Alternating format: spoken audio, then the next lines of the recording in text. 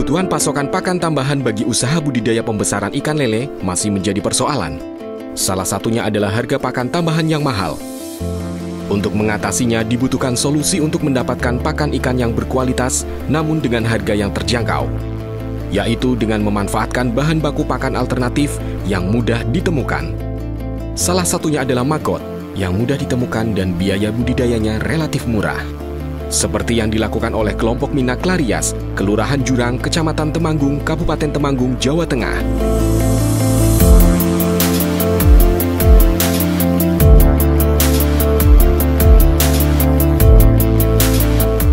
Awalnya kami petani lele itu yang khususnya dalam pembesaran ikan lele itu mengalami ini ya. Kalau kita pakai pakan pabrikan, kita mengalami keuntungan yang mepet.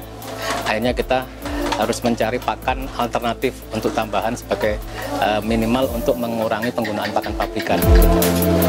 Untuk satu kali siklus dalam satu budidaya, satu kolam bulat sekitar isi 1.500 ekor itu sekitar 1 kintal pakan ya. Itu bisa disuplai separuh 50% dari pakan pabrikan dan 50% dari pakan alternatif.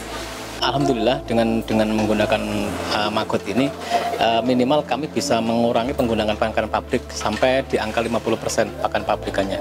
Otomatis ketika pakan pabrik berkurang diganti dengan pakan alternatif yang notabene lebih murah dan bisa dikembangkan sendiri, maka keuntungan secara produksi akan lebih banyak.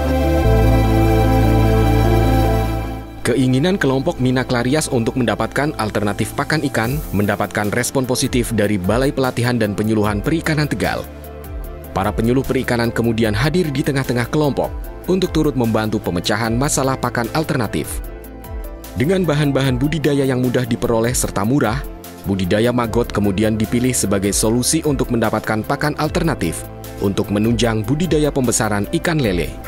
60-70% itu biaya produksi para pembudidaya ikan itu habisnya di pakan.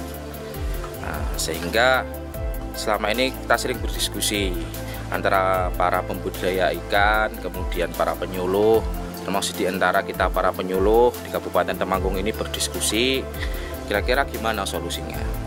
Itu kemudian kita mencoba budidaya maggot dan ini terasa baru. Setelah kita berhasil membudidayakan maggot dalam skala kecil, kemudian kita berdiskusi menjadikan maggot ini sebagai pakan alternatif untuk ikan. Pada saat itulah kemudian kita mendiskusikan, mengenalkan bahwa maggot itu bisa jadi pakan alternatif ikan. Dan ternyata mudah, lebih simpel karena bisa diolah dari sampah. Jadi kita tinggal bawa proses, kita bisa menjadikan sampah ini menjadi berkah bagi para pembudidaya ikan sebagai pakan alternatif. Maggot merupakan larva lalat Black Soldier Flies atau BSF, memang sangat istimewa karena mengandung nutrien yang lengkap untuk ikan dan kualitasnya yang baik. Dengan kandungan protein di atas 40%, maggot bisa diproduksi dalam waktu singkat dan berkesinambungan dalam jumlah yang cukup untuk memenuhi kebutuhan pakan ikan. Daya tahan hidup maggot sangat tinggi, sehingga budidayanya bisa dikatakan cukup mudah. Budidaya maggot bisa dilakukan di sekitar pemukiman warga karena Black Soldier Flies atau BSF sendiri tidak mengganggu dan aman bagi kesehatan manusia. Tahapan-tahapan dalam budidaya maggot diantaranya adalah persiapan sarana fisik yang terpadu seperti kandang atau insect net. Kandang adalah kebutuhan utama yang diperlukan dalam melakukan budidaya, bertujuan untuk memproduksi telur-telur sebagai bibit maggot BSF. Untuk skala kecil menengah diperlukan kandang sebesar 2,5 meter kali 4 meter dan tinggi 2,5 meter. Media penetasan. Media penetasan bisa dibuat dari box atau wadah kecil dalam rak, di mana telur-telur ditetaskan menjadi larva untuk kemudian dipindahkan ke biopon sebagai media pembesaran. Biopon. Biopon memiliki fungsi untuk memproduksi larva muda. Bidang miring pada biopon digunakan sebagai jalan migrasi prepupa. Unit pengolahan sampah. Unit pengolahan sampah diperlukan untuk mengolah sampah sebagai sumber makanan bagi maggot. Tahapan selanjutnya adalah tahapan budidaya. Pada dasarnya kegiatan budidaya ini terdiri dari 2 kegiatan utama, yaitu kegiatan budidaya lalat BSF, dan budidaya maggot BSF. Kegiatan budidaya lalat BSF adalah memelihara lalat BSF untuk nantinya akan menghasilkan telur-telur yang akan ditetaskan menjadi larva atau maggot. Untuk mendapatkan telur BSF, kita bisa mendapatkannya di alam dengan cara menyiapkan wadah yang diberi media sampah organik, diberi campuran BR.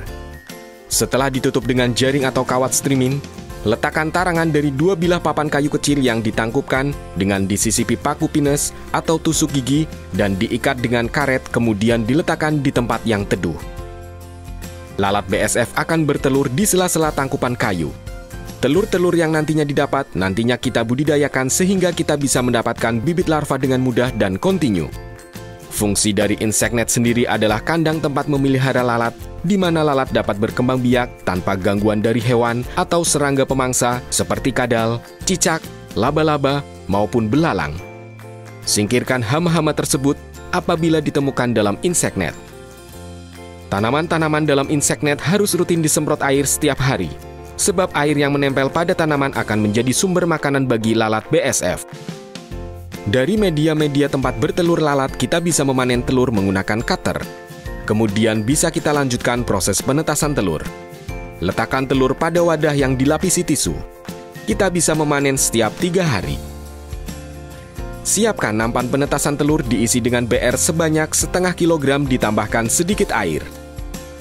Taruh wadah telur di atas media. Tutup nampan dengan jaring atau kawat streaming untuk mencegah pemangsa atau lalat lain masuk.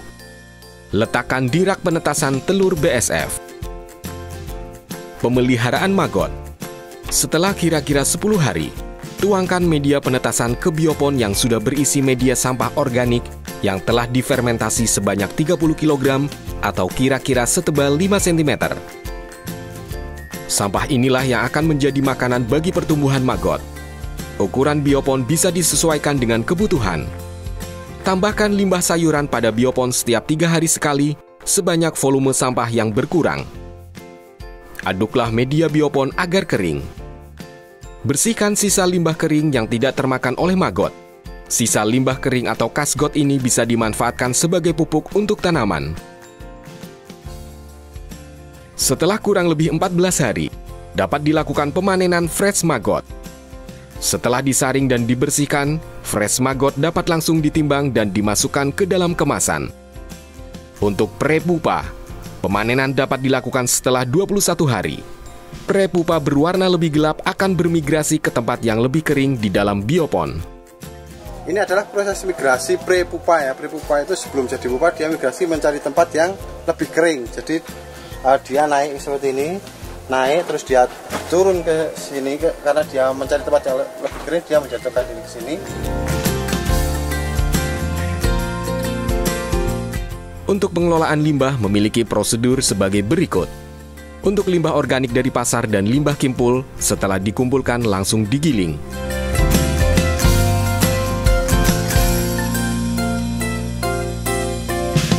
Untuk limbah organik, dimasukkan ke dalam wadah untuk ditiriskan selama 2 hari. Hasil tirisan dari limbah organik akan menghasilkan pupuk cair. Sedangkan untuk limbah padat seperti kimpul, dimasukkan ke dalam tandon untuk dilakukan fermentasi. Fermentasi limbah menggunakan 100 ml tetes tebu, dicampur dengan 100 ml EM4 perikanan dan 1 liter air untuk limbah sebanyak 100 kg. Fermentasi limbah organik pasar membutuhkan waktu 1 minggu. Sedangkan fermentasi limbah kimpul membutuhkan waktu 3 hari. Untuk limbah rumah tangga cukup dikumpulkan pada wadah tertutup dan didiamkan selama 2 hari.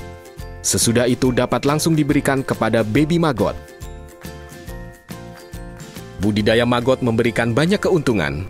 Selain sebagai solusi permasalahan pakan tambahan, juga menjadi solusi untuk permasalahan sampah di perkotaan.